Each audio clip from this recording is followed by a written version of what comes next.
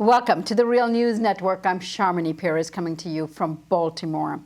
The festivities for the arrival of the Olympic flame in Brazil ahead of the 2016 Summer Olympics was overcast with President Dilma Rousseff's impeachment proceedings underway in the Senate.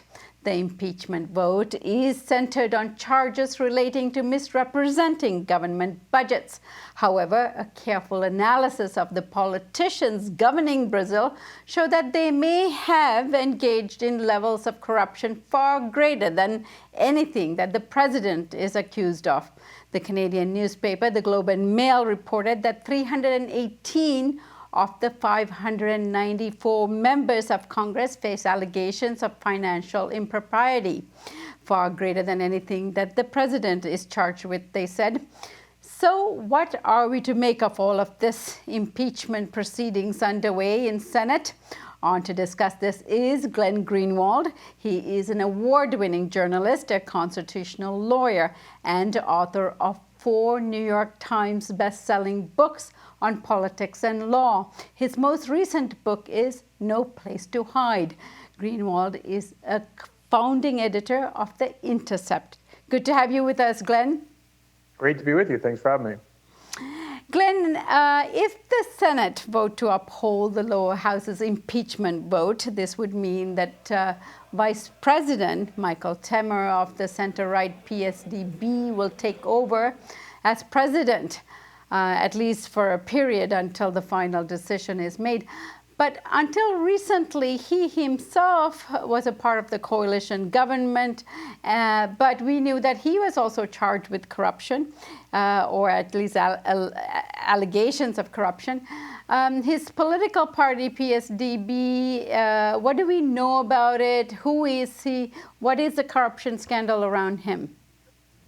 So the PSDB is, as you said, the center right-wing party that has run 4 straight elections against the Workers' Party, which is the party of the current president, Dilma Rousseff, but also her predecessor, Lula da Silva. Michel Temer is actually in the PMDD party, which is kind of this like centrist, non-ideological party that often has a lot of people that are elected to the Congress, and so they're kind of the kingmaker. They can go to the right and help the right wing form a government as they did in the early 90s, or they can go to the left and help the Workers' Party form a government as they've done for the last 16 years. And so they're kind of this shape-shifting transactional party. And there's no question that his intention, Michel Temer's intention, if he's installed as president, this is somebody who could never, ever get elected president on his own. In fact, almost 60% of Brazilians say they want to see him impeached as vice president, let alone put in power. But if he is put in power, there's no question that Brazil, especially in terms of domestic policy and economic policy, is going to take a very sharp turn to the neoliberal right. They're going to slash social programs, impose austerity. They're going to put into place as economic ministers and key economic advisors the head of Goldman Sachs in Brazil, former World Bank and IMF officials. And so the plan very much is to take a set of economic proposals never could get the approval of the Brazilian people economically and impose them by removing the party that has won 4 straight elections, which is the Workers' Party, and imposing him. So turning to the U.S., on the surface, the United States appears to be rather quiet about all of this and appear to be on the sidelines. But the U.S. obviously here is concerned about the instability in Brazil. We know for a fact that the U.S. considered it important enough for the NSA to spy on them, according to the Snowden leaks. So give us a sense of where you think the U.S. is at on the proceedings underway against Dilma Rousseff. So the context for all this is really crucial. Brazil is a very young democracy. It only became a democracy in 1985. And that's because in 1964, Brazil had a democratically elected left-wing government, just like it has now. And there was a military coup that removed the democratically elected president and proceeded to install a very oppressive, brutal 21-year military dictatorship on the country, this right-wing military dictatorship. And for many years, the United States government vehemently denied, in response to suspicions in Brazil, given the U.S. history on the continent, that they were in any way involved in the coup. They said they had no role in the coup. They really didn't even know about it until it was reported in the newspapers. And as it turned out, documents were released at the late stages of the Johnson administration, which proved that not only was the U.S. aware of the coup, but participated actively in plotting it with Brazilian military officials. And then they, along with the British, provided huge amounts of support and training for the military dictatorship, including training in various torture techniques. So there's obviously a great activity, and you're talking about removing a democratically elected left-wing government in Brazil, to what role the United States is playing. And so certainly whatever role the United States is playing, they're going to keep very much in the dark, because that would be really volatile for them to appear to have a hand in it. I don't think there is evidence that yet, anyway, that the U.S. has a role in impeachment, but there's no question that they would vastly prefer the economic policies, the austerity, the pro-capital approach that the government would take under Michel Temer as opposed to the Workers' Party. Now, is it correct to say that Brazil and the U.S. has had good relations? I mean, there's been visits on the part of Dilma Rousseff and President Obama, visits to the White House. There's been very congenial relations. And even when the NSA spying story broke through the leaks, there was an effort to sort of mend those fences and have closer relationship. Did President Obama play any role in bringing Brazil closer to its economic relations? The relationship between Brazil and the U.S. is a complicated one. They're the two largest countries in the hemisphere. They historically have had very close relationships because of the U.S. support for the military dictatorship. And so a good part of the country, the sort of pro-military right, capitalist in Brazil, very pro-American, and continue to maintain really good relationships with American power centers. But under President Lula, who became president in 2002, as part of the Workers' Party, he ushered in this more kind of independent foreign policy. He wanted to align Brazil with the non-aligned states. And it really all came to a head when the U.S. was trying to isolate Iran as part of its effort to secure a better negotiating position with Iran. And instead, Lula went with Turkey and negotiated their own side deal with Iran as a way of bringing Iran back into the world community.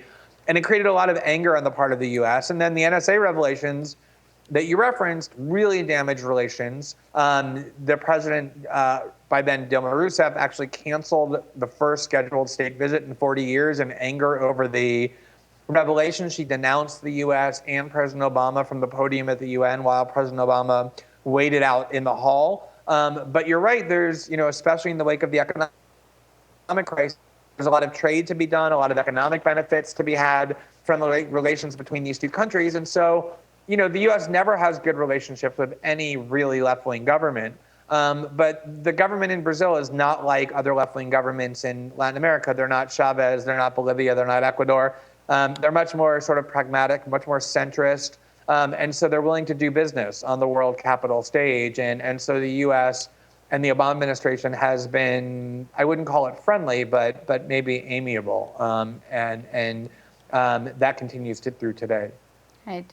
And Glenn, since President Hugo Chavez's death and Lula's departure from the presidency, we've witnessed quite a bit of allegations against leaders and left-leaning leaders of Latin America. Cristina Kirchner is currently under scrutiny, and a case is going on against her. In addition to what's happening to Dilma, President Lula himself is under scrutiny and investigation, and maybe charges would be forthcoming there. What's happening in terms of the larger picture in Latin America?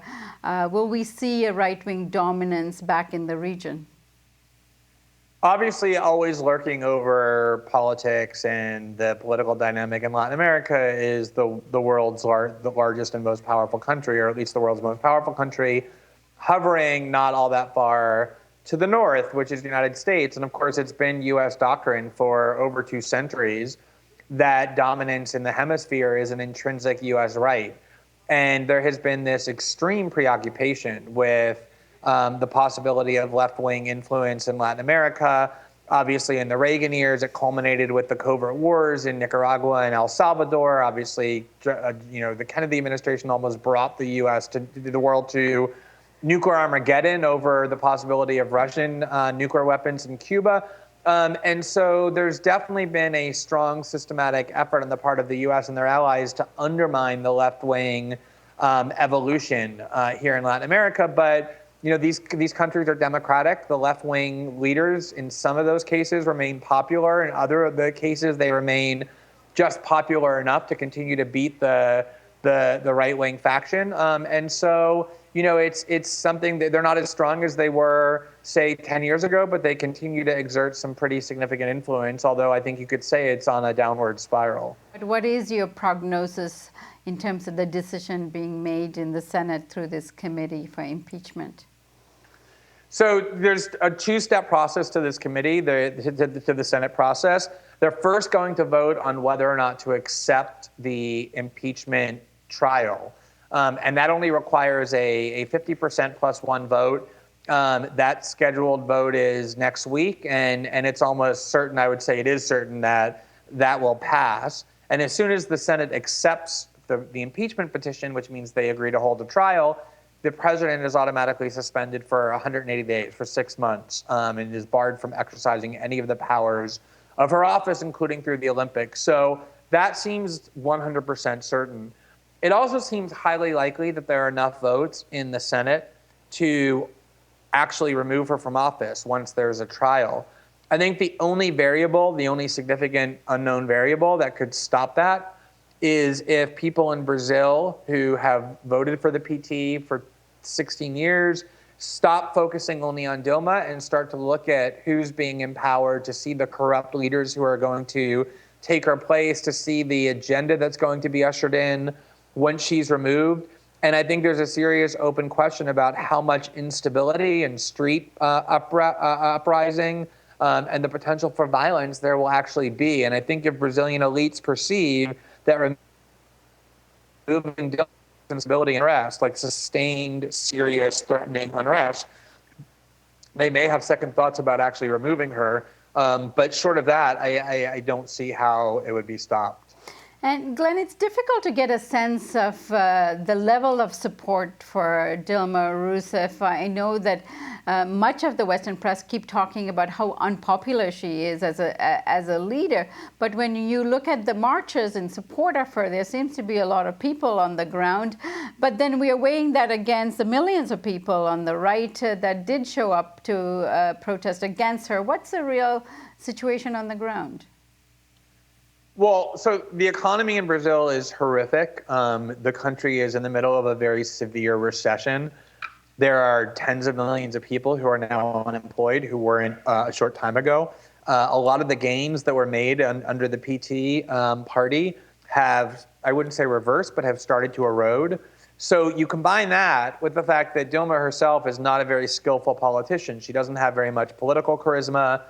She doesn't have a strong political base. She was kind of handpicked by her predecessor, Lula, who is the one who commands political popularity, because he thought she'd be a really effective technocratic president, but she doesn't have political skills or a political base. And so it's hard for her to navigate through this difficult economic crisis. And so she is genuinely unpopular, including among a lot of the supporters of PT who have become very disappointed with the party.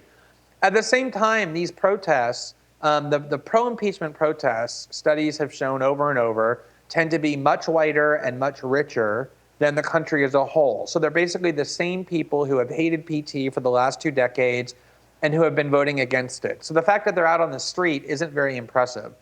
There are a lot of people actually in defense of not the government, but of what they call democracy. These are people who don't actually like Dilma and don't necessarily like PT, but who believe that when you have a democracy and a leader like Dilma wins with 54 million votes, as she just did only 18 months ago, that you don't just remove her from office because she's unpopular, that it's a genuine threat to democracy, a dismantling of democratic institutions.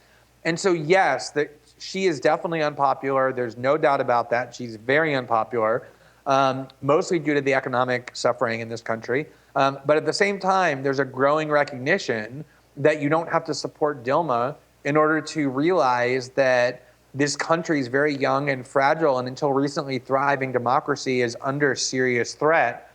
And I think the more people start to think of it that way, the more support that there's going to be for keeping her in place.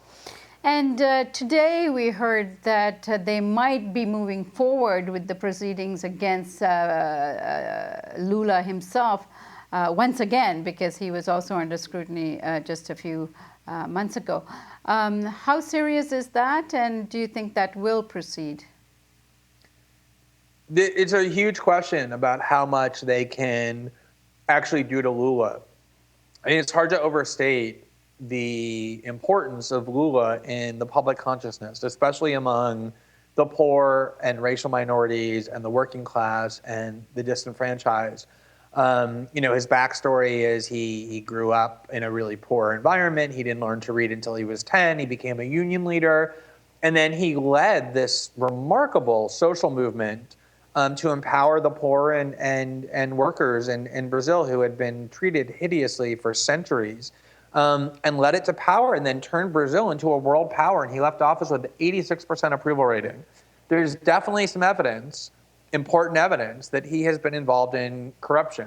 But at the same time, there's a question about how much the people who have for so long revered Lula are willing to watch him be put into handcuffs and put into a prison and have the party that they've been voting for removed from power. That's why I say that I think the big variable here that Brazilian elites haven't paid much attention to, although they should, is how much can they really get away with without triggering a really serious backlash. I understand that former President Lula may be able to come back to power by sitting out one term. Is that any part of the discussions? That's a huge part of the discussion, and it's actually really fascinating and will be so ironic, which is they seem pretty set on removing Dilma from office, as we discussed earlier. So then the question becomes, are they going to get away with being able to put this kind of old, uncharismatic, corruption-tainted, neoliberal, pro-business, non-entity, unpopular vice president, Michel Temer, into office and just have the population swallow it? And I think the answer to that is going to be no. I think already you're seeing a real backlash. Like, how can you tell us that you're removing Dilma for corruption when you're replacing her with somebody who also is implicated in corruption? Which means their only alternative, because the person who's third in line to the presidency, the head of the lower house, Eduardo Cunha, is the most corrupt of all. He's the one who got caught with millions of dollars in bribes hidden away in Swiss bank accounts. So he's a non-option. So the only other option becomes new elections, earlier than Dilma's term was set to expire, which is 2018. And the huge fear there is that if you have new elections, Lula will win again. He can definitely run. He's only barred from serving 2 consecutive terms, not more than 2. He's barred from serving more than 2 consecutive terms, but not more than 2 if he has a pause, as he had. So he can definitely run again. And there's a really good chance that Brazilian elites will have torn themselves apart, torn the country apart to get rid of Dilma, only to end up with Lula again. And one of the reasons a lot of people believe, and I think it's certainly true, that they're so intent on dragging him into this corruption investigation and putting him into prison is precisely to prevent him from winning another election. All right. I think there's enough material there for another book. Glenn, thank you so much for joining us. All right. Great to talk to you. Bye-bye. Thank you for joining us on the Real News Network.